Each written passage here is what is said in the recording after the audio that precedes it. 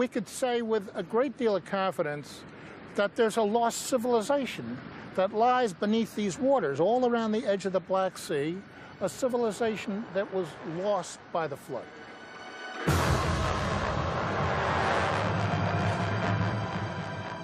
Was there a time when the world sank beneath the waters? When animals were loaded onto boats by desperate families as they cast their fate to the deep?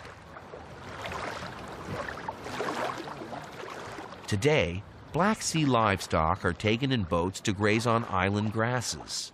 But Ryan and Pittman believe there was a time when terrified local inhabitants fled a deluge with their most important possessions. These two researchers are convinced that this mother of all floods was the real life basis for the story of Noah's flood, described in both the Bible and the Quran, which is traditionally thought to have occurred around 2300 BC. It's a compelling story passed on through the centuries, here portrayed in John Huston's film, The Bible. Helplessly drifting with its precious cargo, Noah's Ark carries the hope for the future of the world. Some experts believe that embedded within the story are pointers leading back to its source, that truth can be extracted from myth.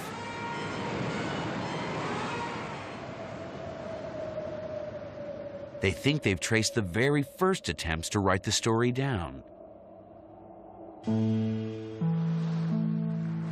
They're finding further clues by examining sunken cities around Turkey, discovering why so many sites now lie beneath the waves.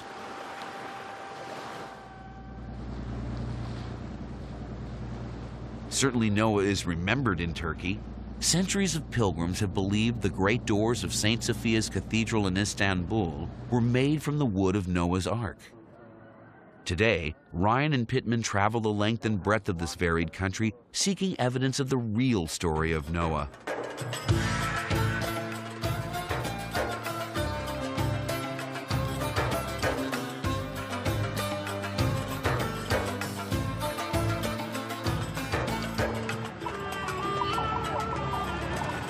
Turkey's north coast runs the entire length of the Black Sea.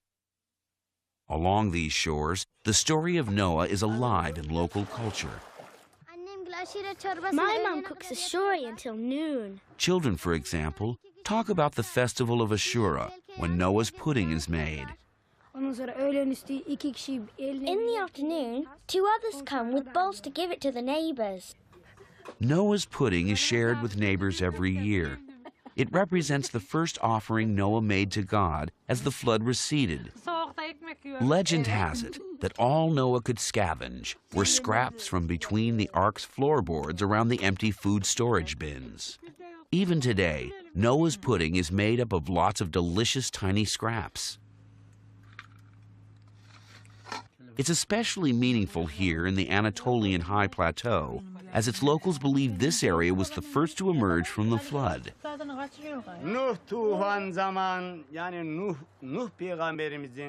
Whether the story of Noah is told by an Anatolian villager or John Huston, it endures, continuing to grip the human imagination. Let me tell you about the animals. Listen. Foxes, rabbits, elephants, bears, lions, and mice. Yes, mice as well. It's the story of a time when God became angry at the wickedness of the people he had created and decided to destroy them all with a great flood. He spared only one good man, Noah, his family, and a pair of every kind of animal. The story is just as popular in other countries, such as England. At last, the rain stopped. Noah wanted to find out if the earth was dry enough for everyone to leave the boat. So he opened a window and let out a raven.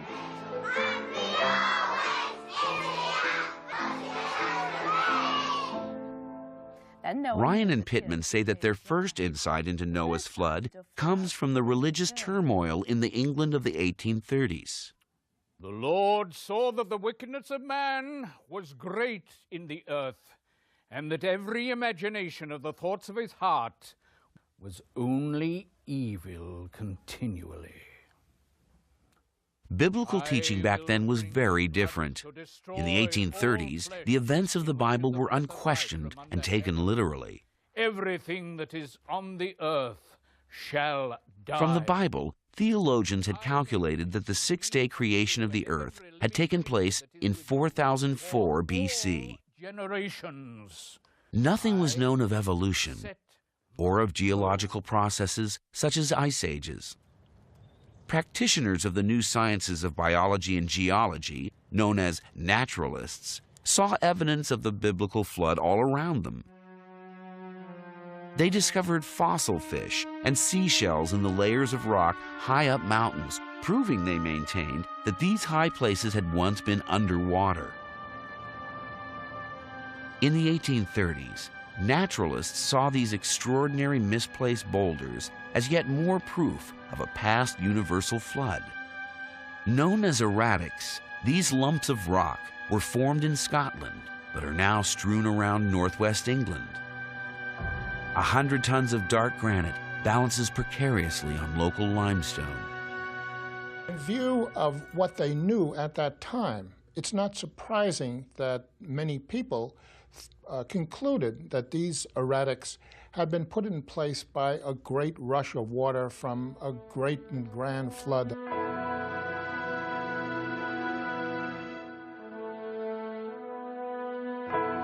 These large rocks, some as large as a house, you can see how they were seen as evidence of a flood, of a grand deluge that swept all these boulders in by water. Then in 1836, Louis Agassiz, a fearless young geologist, was lowered into a Swiss glacier and came up with a radical new theory to explain the misplaced boulders. He said they had been deposited by glaciers that had traveled as far south as England during a past ice age. Attempting to dismiss these heretical ideas was a new breed of cleric naturalist. Their science training was geared towards a further understanding of the truth of the Bible. Unfortunately, ice scouring marks on the rocks reinforced the new Ice Age theory and cast severe doubts on the literal interpretation of the flood. Pieces of evidence? Where is your sanity going, man? Many clergymen felt deeply threatened now that their arguments for Noah's flood seemed to be crumbling. William, the facts are in the Bible. Scientists were turning their backs on Holy Scripture. Arguments and counter-arguments that still continue in some quarters today. We shouldn't be blind. Ironically, it was a supposed undermining of the flood story by the Ice Age theory of the naturalists that gave us our clue to look into the Black Sea for the real flood. The real Noah's flood was to be bigger and more spectacular than anybody could have imagined. The flooding we often see around us is usually caused by excess rain, but Noah's flood was different. It was a great flood, an archetypal terror that has happened before in Earth's history.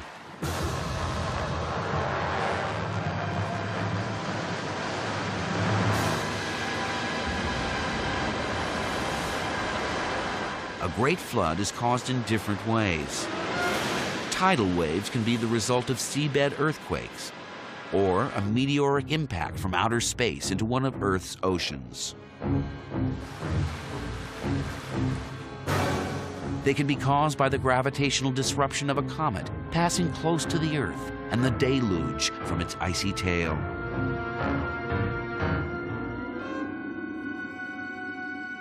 All these flood disasters pass, but there is one from which the waters do not recede. It's caused by the ending of an ice age. Melting ice causes the global sea level to slowly rise, but some low-lying basins around the world, maybe containing small lakes, remain isolated from this rise because of some kind of natural barrier. The water these basins contain stays below the rising sea level. In a few places, the increasing difference in water height is held back by a natural dam, which may be comprised of only a few boulders.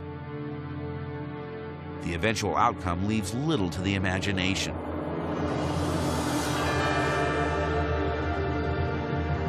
The resulting buildup of height difference across portals, as they are known, creates a disaster waiting to happen.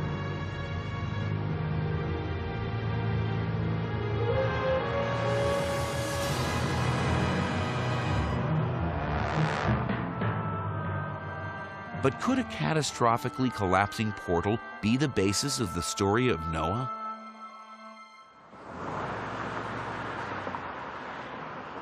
Back in the United States, Ryan and Pittman were hard at work. Shelf edge. Here's today's depth, 120. They were looking for a suitable portal collapse. This is all gas down below here. We must have changed. The first portal that we looked at as a candidate for Noah's flood was the Straits of Gibraltar, the narrow neck that connects the Atlantic with the Mediterranean. We had found, in fact, that it had been closed in the past and that a huge waterfall had opened it. But it was 5 million years ago. Far too old to be Noah's flood because it predates the existence of our species. We went on to consider several isolated basins that had narrow portals connecting them to the world ocean. Two of these, the Persian Gulf and the Red Sea, we could eliminate immediately on the basis of geologic arguments. The third, the Black Sea, with its very narrow, long portal of the Bosporus, proved to be a very likely candidate. So here was a possible portal collapse whose unleashed terror might have been witnessed by our ancestors. It might also fit the bill as Noah's flood. And I would speculate that the Neolithic people who came to see it would have stood on those heights on the European side. And then they would The scientists needed proof, and they needed to find a way of dating it. An opportunity arose in June 1993 when a Russian survey ship set out to survey the bottom of the Black Sea to measure fallout from Chernobyl. Ryan and Pittman, with their camcorder, joined the team. As sonar pictures of the surface layer of mud on the bottom began to appear, the researchers were in for their first surprise. down here. Normally, a sea bottom is reasonably flat. Most seas fill very slowly, so wave action at the rising water's edge has time to erode the features of the land it's covering. One here, another here. But here, the sonar images showed that the bottom was full of features, as if the land had been drowned so suddenly that no wave erosion had occurred. Only a thin layer of mud, made up of sediment falling from the water, was lying over these features. When these sonar profiles were combined, the picture of the underwater surface was to reveal features that produced a flurry of excitement. The valleys of the great rivers that flow into the Black Sea continued down under the surface, sometimes for as far as 100 miles. But they all stopped at the exact same level, as if in the past this had been the surface of a much lower lake. For Ryan and Pittman, this was encouraging, because the first prerequisite of the portal collapse they were seeking was a difference in water level. Here was such a difference between the Mediterranean sea level and this newly discovered lake.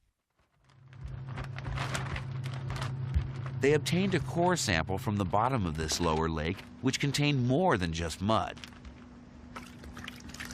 Here were mussel shells, and the species was quite a surprise for a saltwater sea. This is a freshwater zebra mussel. Finding this specimen shows us that prior to the flood, the Black Sea was a freshwater lake. An older freshwater lake at the bottom of what is now the Black Sea.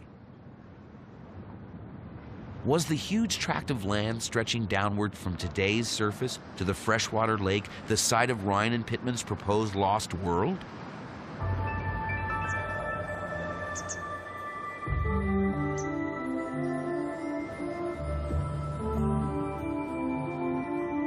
So we have this surface on which animals may have walked on, maybe even humans. And this was an old river valley at that time. If there had been a flood, it would have been caused by water pouring in from the Mediterranean. Here, there was more evidence. The great depth of the Bosphorus and debris washed into the Black Sea pointed up how violent the event was. But did another form of proof exist? The incoming water would have been different from the fresh water of the lake below it. It would have been salt water,